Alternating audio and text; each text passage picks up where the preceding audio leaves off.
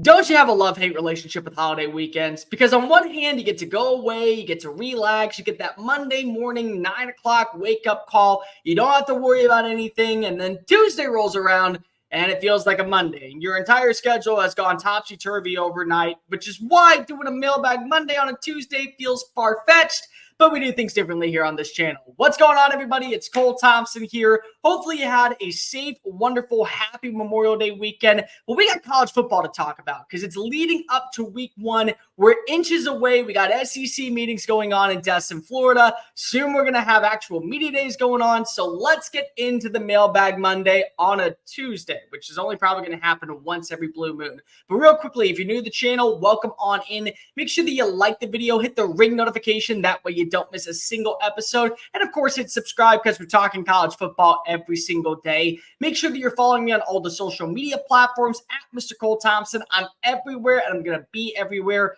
TikTok, Facebook, Instagram, Twitter, at Mr. Cole Thompson, the exact same as my YouTube handle. Make sure you tell your friends, family, mortal enemies, best of pros, and college football fans about this channel because we're on the race to become the #1 YouTube show talking about our favorite sport. But more importantly, we're on the race to become the #1 college football community. And if you want to be a part of the Mailbag Monday, you can email me, colethompsonwriting@gmail.com, or slide the DMs at Mr. Cole Thompson. Give me your question. Just tell me where you're from.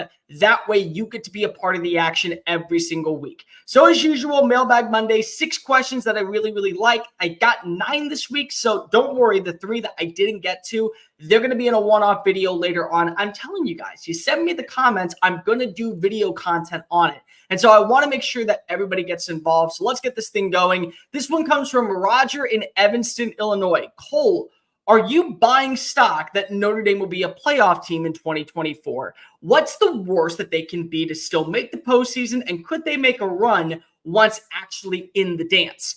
Well, Roger, let's just get this out of the way. Yes, I do think Notre Dame is a playoff team. You look at the way the roster was constructed, they did lose 2 key elements on the offensive line in Blake Fisher and Joe Alt, but they might have upgraded at quarterback. They definitely upgraded at offensive coordinator. Mike Denbrock's coming on in, and he just showed you last season, yeah, he can do anything with any type of quarterback and make it work. That's why Jaden Daniels won the Heisman Trophy, and it's why he went on to be the #2 overall pick out of LSU.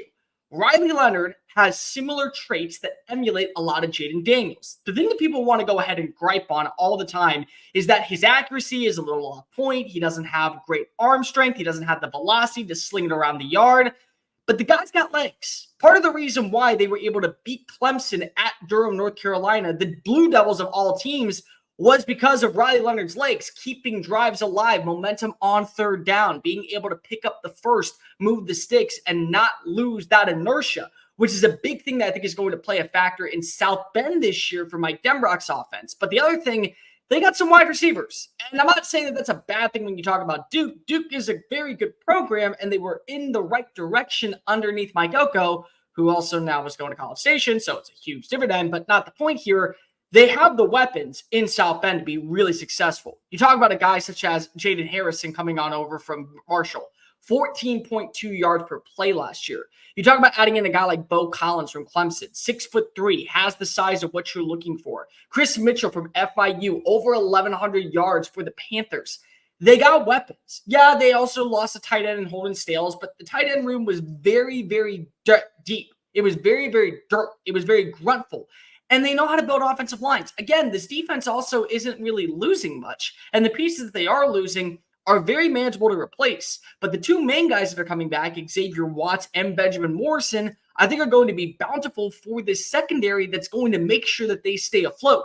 What's the worst that Notre Dame can be? A lot of people are going to say it's 11-1 because they don't play in a conference. And I would 100% understand that reasoning. But what if they go 10-2 and one of the losses comes to, I don't know, let's just say Texas A&M on a game-winning field goal as time expires in College Station? Are we really going to say that if Texas A&M the rest of the year goes 9-3, they hold their own in the SEC, they prove dominance, that they are trending upward with Mike Elko at the helm, that's really a bad loss? Because to me, that's the whole point here. When you want to say that you're an 11-1 team, absolutely, it's going to do wonders for your stat line. But when I look at Texas A&M, if they're a roster that does show that growth and the adaptability, it's really hard for me not to think that they're trending upward to where I can't blame Notre Dame. And so if you're a 10-2 roster, and let's just say your losses come to, I don't know, we'll go with Florida State and Texas A&M. Those are two pretty significant losses if both teams are still in the playoff hunt. It's not like you're losing to Louisville. It's not like you're losing to Miami of Ohio. It's not like you're losing to Georgia Tech. You're losing to teams that still believe could be top 25 rosters. And how do you lose those teams? Also, where do you see Riley Leonard progress? Because the other thing that's really important here is, what if Leonard, just in the same offense that Jaden Daniels worked last year, is able to take that next step forward? What if he's able to build those type of relationships with receivers like Chris Mitchell? What if he's able to build those type of relationships with guys such as Bo Collins? What if you start to see that next step forward to where you are seeing him be the X factor, not just with his legs, but also with his arm? Those are things that are really promising when it comes to Notre Dame. Their schedule is very manageable. They feel like they're a roster that's trended in the right direction. And if they make the college football playoff, what this does is it only solidifies you made the right hire with Marcus Freeman. Freeman was a guy that I think a lot of people thought, okay, well, he's never coached before as a head coach. He's probably got to go ahead and get his feet underneath him. Maybe we'll go with a different direction. But they also realized, Jack Swarbrick, that this was a coach that was buying into the culture. A lot of players were buying into what he was selling. So it just made a lot of sense to go ahead and easily promote him from internally. And now you're starting to see this team trend upward. They got a little bit better last year. They look like a team that, if not for a loss to Ohio State, they maybe would have at least been in a New Year's Six bowl game. And then you look at what they did the year before with Tyler Buckner. It wasn't great. They had Drew Pine. There were injuries. Well, now it feels like you got the quarterback that you've always wanted, the offensive coordinator that you've always wanted, the wide receivers in play that should be bountiful for your team to take that next step forward. Everything is there in South Bend for you to be a playoff team. The big question turns to, what kind of losses do you have? How quickly can Riley Leonard go from being a great game manager to maybe an X factor for this offense? And how quickly can this defense replace the production lost at linebacker and defensive tackle? Overall, I think Notre Dame is a playoff team. I have them in my way too early preseason playoff rankings. I believe they're right on the outside looking at the top 10. If you're a top 10 team, you're easily going to be mixed into the conversation. Next up, can you name your favorite non-talked about rosters in each conference? And what are your expectations for them in 2024? This comes from Kevin in Houston. Well, thank you, Kevin, for being in my area and watching the show. I appreciate that. So let's go into it. I'll go through every major conference that I think right now has at least one team that needs to be talked about a little bit more. Let's start off in the ACC. It's NC State. NC State to me has always been the perfect middle tier roster. They're very good, but they're never great. And what's been the thing that's been hurting them for a while? Lack of quarterback play. Devin Leary had that great season. They went to 9 wins. You felt like that was heading forward. Then he gets injured. Then you go ahead and see him transfer. You bring over Brennan Armstrong last year. He kind of struggles. Then you go to MJ Morris. Well, now you bring in Grayson McCall. And Grayson McCall for Robert and I's offense, I think, is going to be very bountiful. But I really love the additions of what you have opposite of a guy in Casey Compassion.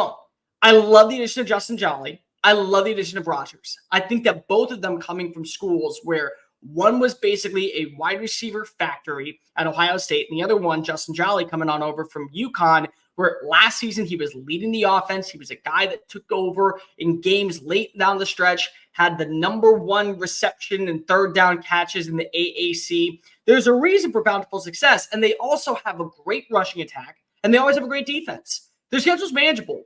They avoid playing Clemson. They also have a very relaxed end of the finish. They could be 10-2 and find their way to Charlotte. It wouldn't shock me. And when you look at where this team has been for the last, 6 or 7 years, they're always tier 2. You always know they're going to be a factor some point during the stretch where they'll get a major win and they'll play the spoiler role for somebody in the ACC. Maybe this is the year where they finally take that next jump forward. I really like NC State. I've been an NC State kind of homer a little bit. I would even say in my own background for no apparent reason. There's literally not. I like Wolves, and that's probably why I actually pull myself to the Wolf Pack. But I like this team. I think they're very good. Raleigh has a very good shot of maybe not being a playoff hosting team, but definitely seeing some postseason success come to them very soon. Let's go to the Big 12. I think it's far-fetched to say Arizona's not in the running. Yes, you have Utah. Yes, you have Oklahoma State. Both of them are going to be, in my opinion, fixtures of the Big 12 moving forward. They may even be the flagships, especially when you look at what Kyle Whittingham and also Mike Gundy are. But I do love Brett Brennan's addition because to me, when you have a coach that might view a place like Tucson as a dream location. At that point, everything else is going to move smoothly. You also didn't lose your best asset. Yes, easily losing Jedd Fisch, which was going to happen at some point, was going to be a fixture. But you didn't lose Noah Fifita. And because you didn't lose Noah Fifita, you also didn't lose T-Mac. And because you have those two back in the saddle, that's a good place. I like the additions of what they just brought in at running back and Ja'Cory Croskett-Moffitt.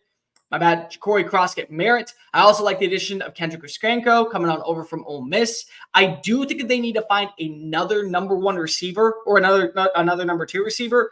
But defensively, you still have Jacob Manu, which is a huge win for this team. You still have Tacario Davis, another huge win for this team. So when you look at this roster and you look at their schedule, they got 2 games very early on that are going to be must-see television. Kansas State, bye week, Utah. Or Utah, bye week, Kansas State. I don't have the schedule pulled up in front of me. But tell yourself for a moment, you get past those 2 teams, where is the next guaranteed loss? And what if you just go 1-1 down that stretch? And one of those games I might also add in is not a conference game because it was scheduled. So it's not going to go against Arizona. You don't think that the Wildcats could at least make it to Arlington? You don't think that with a quarterback that is being underappreciated at the high-end level like Noah Fifita can't lead you to a postseason appearance? Like, can you imagine what the story would be? Yes, for the long term, Jedd Fisch gets the contract. Jedd Fisch is in a much more stable conference. Yes, Jedd Fisch is moving Washington in a similar direction of what Kalen DeBoer started with. But could you not imagine when you look at where this team is going in Arizona that at the end, they win it all? They end up being on top of everything. That's what makes it so special. And their schedule is manageable. I know Arizona is probably a team that I talk about a lot on this channel, but there's a reason for it. I like the direction they're going in. They have some pieces in play to where it's hard for me to say they're not going to be trending at least upward in the Big 12. And they should be a threat to win immediately, if not, in fact, year 1. Next up, let's go to the SEC. I think it's Auburn. I really do. And it's weird because I'm an Alabama grad. I'm not supposed to like Auburn, but at the same time, Hugh Freeze did a really good job in the recruiting aspect. He flipped some kids at the very last second, ends up with the top 10 recruiting class, and then he starts to realize, well, I can either go out in another quarterback. I can go find that guy who maybe is going to stabilize my roster for a year and pay a lot of money in NIL, or I can just do what happened in 2021 when you had Peyton Thorne at Michigan State and he led the Spartans to a Peach Bowl win.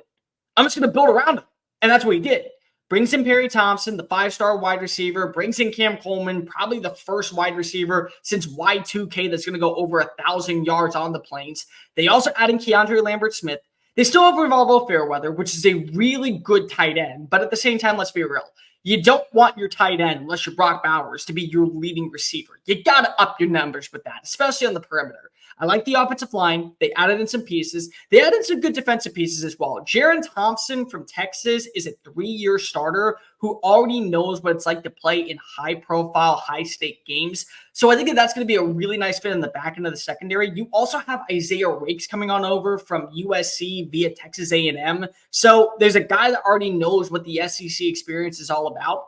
Their schedule is manageable. It really is. And so now you're asking yourself, well, what do I need to see from Peyton Thorne to be the quarterback of the future? Not much. I just need you not to make mental mistakes. I need to see more growth, more adaptability, more consistency in the passing attack. Just don't throw into double coverage 30 yards down the field that's going to lead to an interception. And if he doesn't pan out, well, here's the good news. You got 3 guys behind him that might end up actually being names that you want to promise and talk about. Because if I see the way that this roster is built, they're not that bad. They're just very inexperienced. But if you get that experience with Perry Thompson, with Cam Coleman, with somebody else coming on in on the defensive line, maybe at linebacker, it's not as if you can't see yourself getting to 10-2. It's not like you can't see yourself getting to 9-3. I think this is an 8-4 roster. But if they actually have similar built the way that it was in East Lansing underneath Mel Tucker, you're literally saying that you can't trust Peyton Thorne to get the job done. And I'm not saying, again, you have to go to the college football playoff. I'm saying you show that you're trending upward in that right direction. And again, if you go to Atlanta, you are going to the college football playoff. One more for you. Big Ten. It's a team that we talk about all the time, but it just feels weird that they're not mentioned this year. To me, it's Iowa. Iowa just needs an offense. Like you guys realize that, right? death taxes Phil Parker putting out a top 10 unit every single year on the defensive side. And they lose players all the time, and it's never a wash. It's just, oh, we're going to develop the line. We're going to develop our defensive front seven. We're going to have an exceptional secondary, regardless who's playing back there. We just need a quarterback and a wide receiver.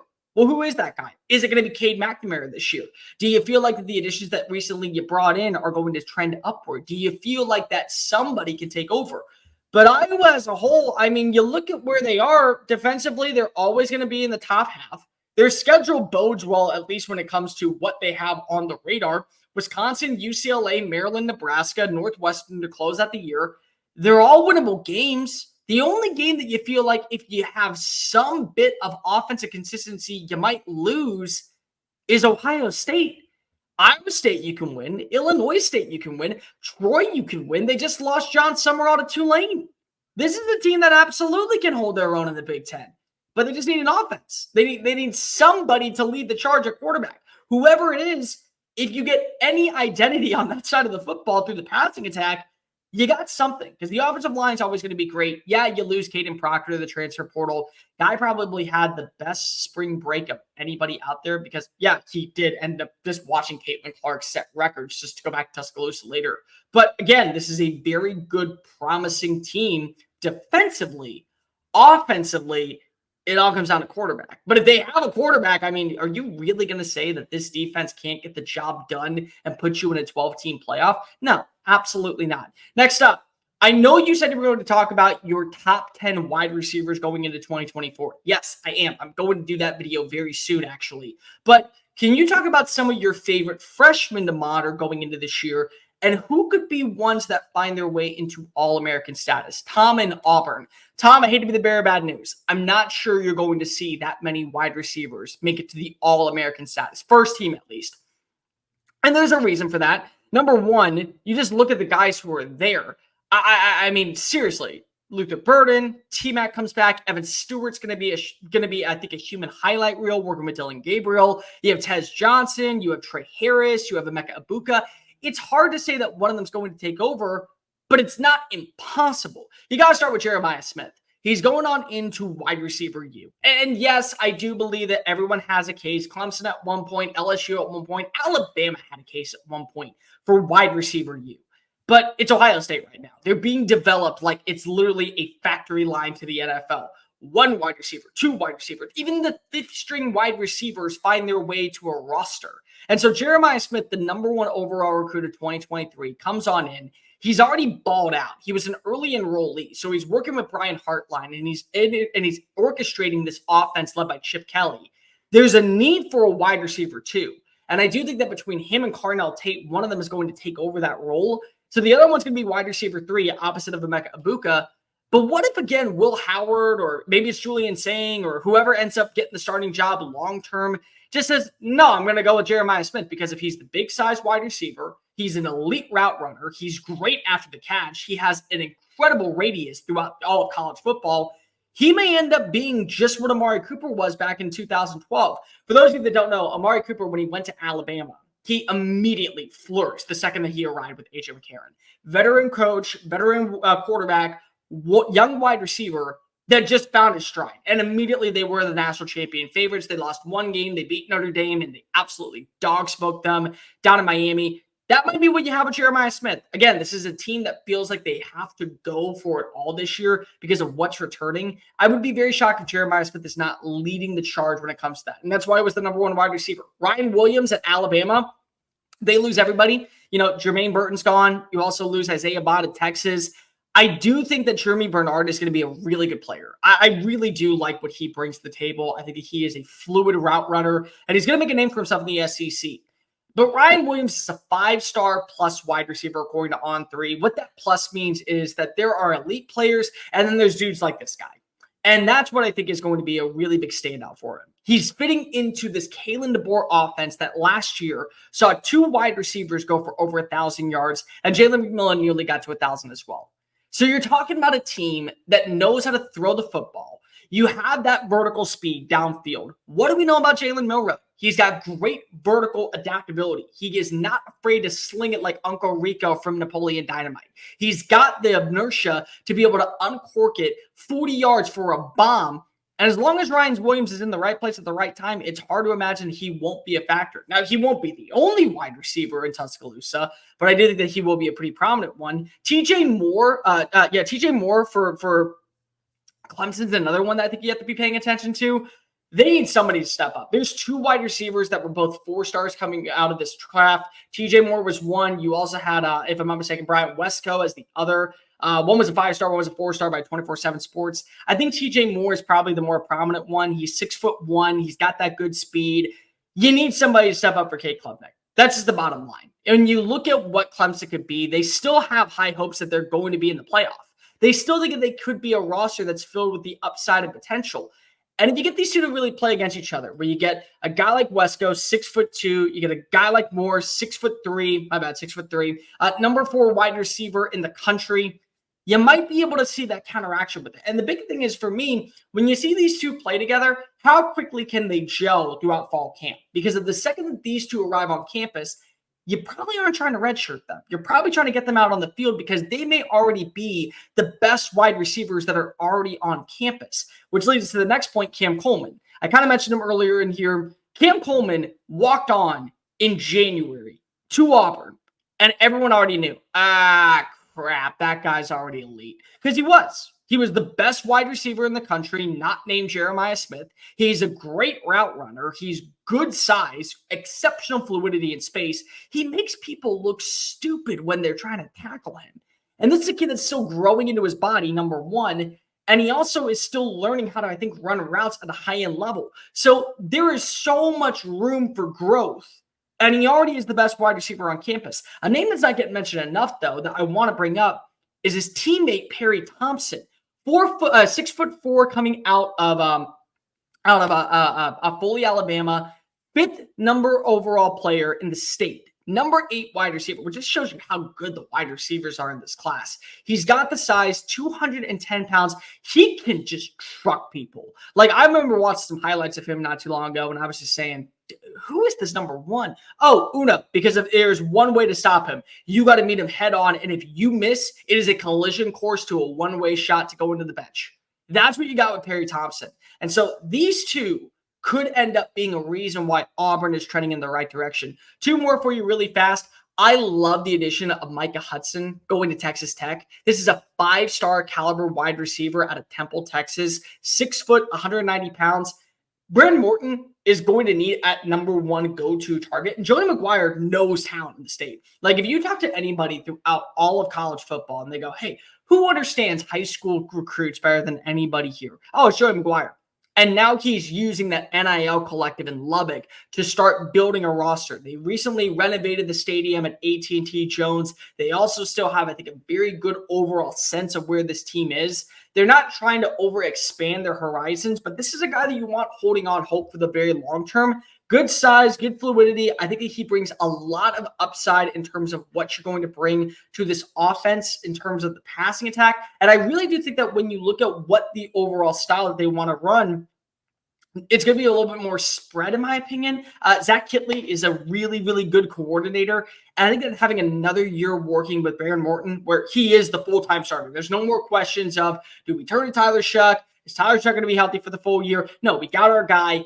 I think that this is where you see Micah Hudson be that X factor that starts to come into his own. I don't know if he'll be at the same level as Jeremiah Smith, but I do think he will be the best wide receiver in the Big 12 of all the incoming freshmen. Last one for you, Mike Matthews. I've talked about Mike Matthews a few times on this program. The thing that I love about him is that there is so much intrigue to his role. He's got the speed. He's got the hands. He's got the fluidity. He doesn't have the size. But when you have everything else, and you're already making an impact at an SEC school, the way that Cam Coleman is, the way that Ryan Williams is, the way that other players are, but you're kind of flying under the radar. You may end up having one job this year. And it may just be, hey, go deep every other 6 plays and find a way to be Nico Iamaleava's go-to target. Like, that might be it. And he may only have like 30 catches for like 810 yards, and they're all like 22.5 yards down the field. But if you can start building that type of relationship very early on in camp, that's just medicine and fuel for 2025. Like Mike Matthews is here past 2024. He's a guy that I am putting all my chips in for next season. I really like him as an overall player. I just don't know if he's going to have the same type of role with Squirrel White there, with McCoy there, Chris Brazzell coming on in, Holden Stales from Notre Dame being the tight end. There's a lot of intrigue for this team. I do think, though, when you look right now, he is going to be a name that we know about in the SEC in the not-so-distant future. Next up, if you were to start a program right now with a head coach ranked outside the consensus top 10, which one are you going with? Paul in Dallas. So I'm guessing what you're saying is I can't pick any of the normal ones that we usually see. So that would be Ryan Day, Dabo Swinney, Dan Lanning right now, Mike Norvell. I'll just throw out like Steve Sarkisian. We'll throw out Lane Kiffin. We'll go with coaches that probably aren't brought up to the same level as the ones in the SEC. Maybe if I'll even throw out James Frank. I'll just go with like the guys who aren't usually listed. There's two names I would go with here. Number one is if he was a little bit younger, absolutely, I feel like he'd be the go-to guy. It's Lance Leipold. Lance Leipold knows how to develop talent. And Lance Leipold knows how to be a program builder. He can take any single team and turn it around. The job of what he's done at Kansas is the most baffling thing in all of college football. This was a dumpster fire. Like, if you talk to anybody at Kansas about where this team was, there will be people who say, shut down the football program. We don't even want to see it anymore. It's hurting. It's sickening. What's the point of even playing when we know we're going to get our asses kicked? That's one. But I do think that his age differs for me. And the same thing goes for Willie Fritz, because I love Willie Fritz. I think that he is exactly what you need at Houston right now after the entire thing that happened with Dana. But I'm going to go with Chris Klieman at Kansas State. Chris Klieman is a proven winner. All he does is win. All he does is he builds off of his mistakes, and you never see him fall for it twice. Go back and look at what he did in 2020. It was a COVID year. They went 4-6. Every other year, minus the COVID-19 year, Kansas State has had 8 wins. And this was a program that Bill Snyder came back to coach because he wanted to make sure the ship was stabilized. He wanted to make sure that the Wildcats were still a team that were going to be brought up in a prominent light. And he's been able to replace production lost every single year. He's finally starting to win on the recruiting trail. The thing about him is also, he can win because he won multiple FCS national championships at North Dakota State, and they were a feared team. The reason why North Dakota State is getting every few years looked at to join the FBS is because of what was started by Craig Bowl that was carried over and then duplicated to tenfold by Chris Klieman and then carried over by Matt Entz before he left this offseason. You're getting the recruits. You've won a Big 12 title. You've shown that you can work the transfer portal in your favor. You're retaining talent. And this is not a place of huge upside like in maybe Stillwater, Oklahoma, or in Salt Lake City, Utah. This is Kansas we're talking about. There's not a lot to do out in Manhattan, but you have the players that are buying into the stock, and the Wildcats have a good balanced roster every single year. You look at this team, you're bringing in Matt Wells as your new offensive coordinator, and you still feel like, oh, okay, we can do whatever we want because if we have 3 exceptional runners in our backfield with not only our quarterback in Avery Johnson, that I think is going to be a Heisman hopeful in 2025, not only DJ Giddens, who might be the most underappreciated running back in all of college football, but we also just added in Dylan Edwards. If we want to run the wishbone and just do a lot of options and trick plays, why not? Because we can. Oh, by the way, our defense is always going to be really sound because if we know that there is a certain brand of football that Klieman likes, and he respects it in practice. And the practice carries over to Saturdays. And Saturdays, we look like a team that as long as we play to our standard, we're not going to lose that many games. I like that to coach. And I think Chris Klieman is absolutely underrated. If I were to say right now, the SEC is opening up a place next season, and there was a job that was available, maybe not Florida, because Florida feels like they're going to go with a big-time name, like one that's really, really prominent in the SEC. Like Lane Kiffin makes sense. But maybe Ole Miss opens up. Maybe it's Arkansas. I would not be shocked to see Chris Klieman get a phone call. The guy just wins. And the whole point of adding in a coach of that pedigree is getting somebody who knows how to take the bare minimum and the foundation in place and only build off of it. Whether it be good results, bad results, it's always about taking that next step forward. And that's what Chris Klieman has done. I like Lance Leipold a lot. Lance Leipold would actually be my pick if he was a little bit younger. But I do think that because Chris Klieman, who is still on the older side, he's over 50, but the way that he's been able to turn this Wildcats team into the legit X factor in the Big 12, one that's not going to go away quietly. Really hard, really, really challenging to duplicate. Next up, Sean in San Antonio. I saw your G5 video talking about the top 10 teams, and you're one of 2 people that has Texas State ranked inside the top 10. Why? What makes you like the Bobcats as a contender in the Sun Belt and maybe a playoff sleeper? I don't think Texas State is going to go to the playoff. I think that right now, when you look at the group of 5 schools, there's going to be 3 teams in the running. Number 1 is going to be the winner of the AAC, and number 2 is going to be Boise State. And the reason I say number 1, number 2 is because I think it's Memphis, and I think that it's probably too late. Those are the 2. But I think Texas State, the thing about them, they've added in some really good talent. I love the addition of Jordan McLeod.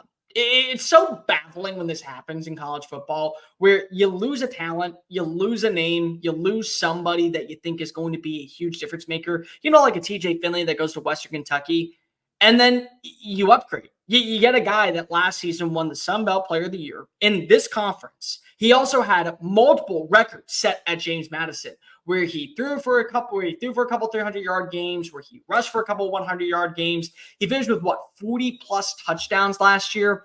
On top of that, he also had a really, really, really good overall sense of where he was as an offensive player.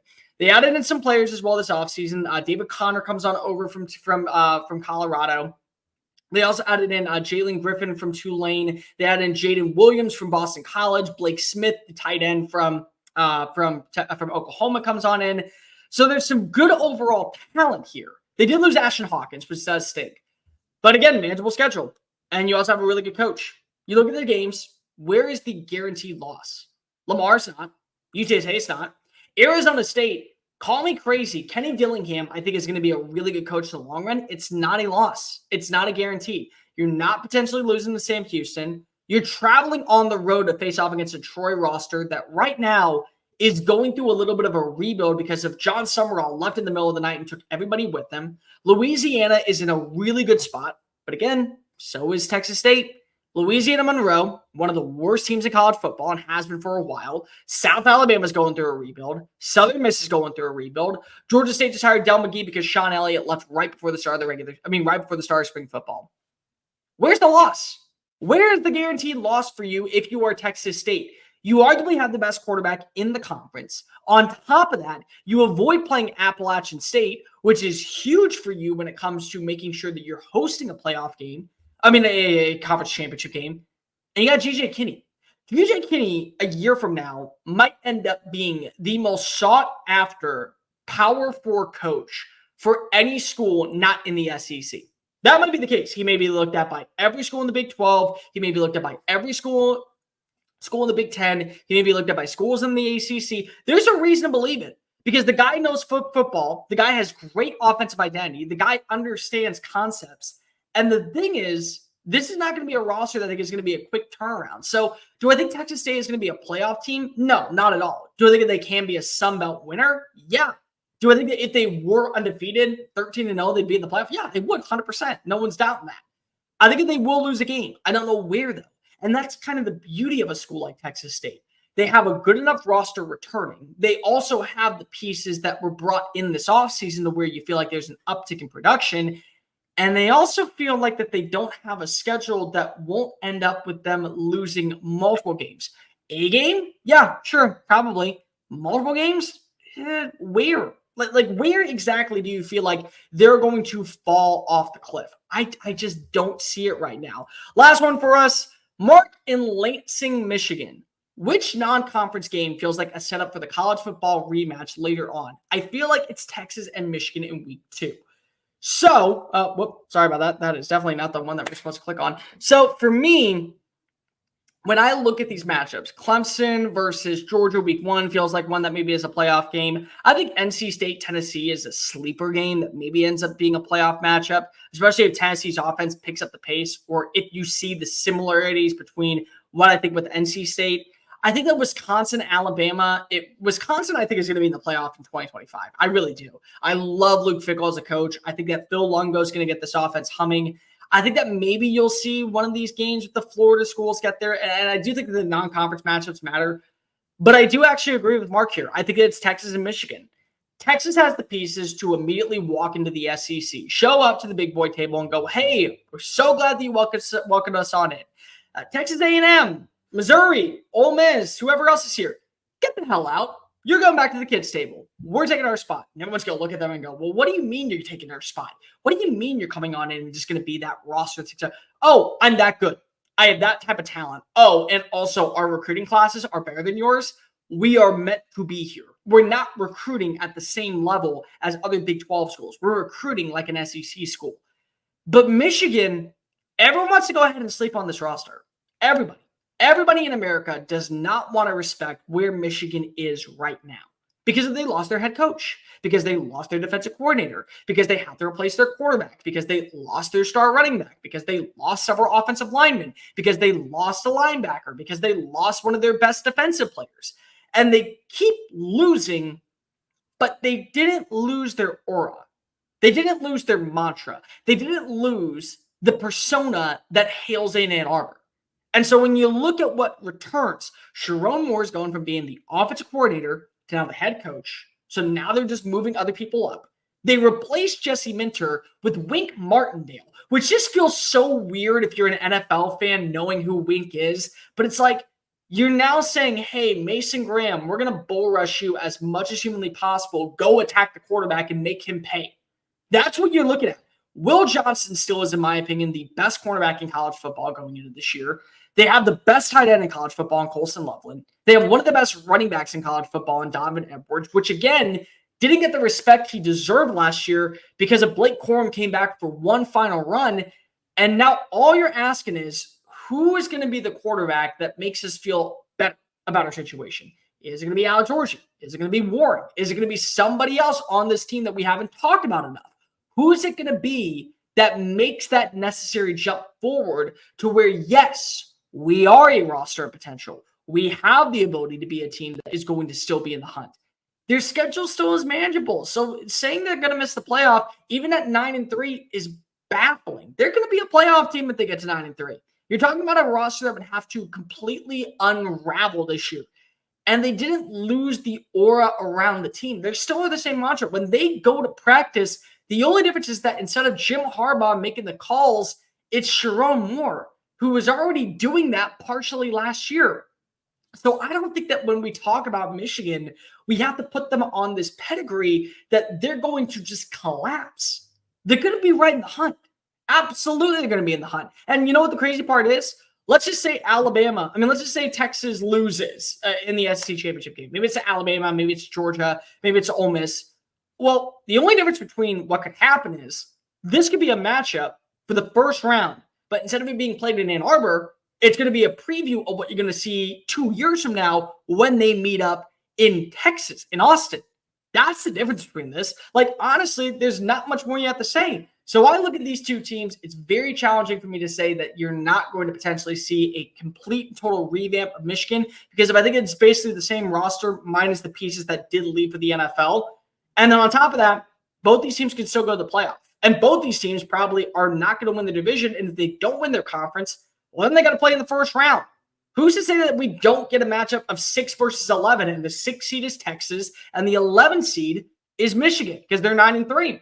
It's possible. It's very possible. So I actually agree with Mark on this one. This to me feels like 100% the matchup that we are going to see once again in the postseason. But that does it for the Mailbag Monday. Make sure that you like the video. Hit the comment section down below with your thoughts on what these questions were, my thoughts on the video. Do you have questions moving forward for Mailbag Mondays in next week? If you want to be a part of the Mailbag Monday, go ahead and email me, ColeThompsonWriting@gmail.com. Make sure that you're also following me on all the social media platforms, TikTok, Facebook, Instagram, Twitter, at Mr. Cole Thompson. And of course, to keep up with everything that we're doing, make sure that you hit subscribe, because we're talking college football every single day, and we want to be the #1 college football community, as well as the #1 YouTube show right here on YouTube. Hopefully you had a wonderful Memorial Day weekend. That was a very long video. I know I ran out of breath on that one, but make sure that you also hit subscribe. We'll see you tomorrow. Later. Hey, you made it to the end of the video. That's awesome. Thank you so much. But before you leave, make sure that you hit subscribe. And if you want to check out any of our other great work, make sure you click on one of the videos here. Am I pointing at the right spot? I'm not entirely sure. I'm really not.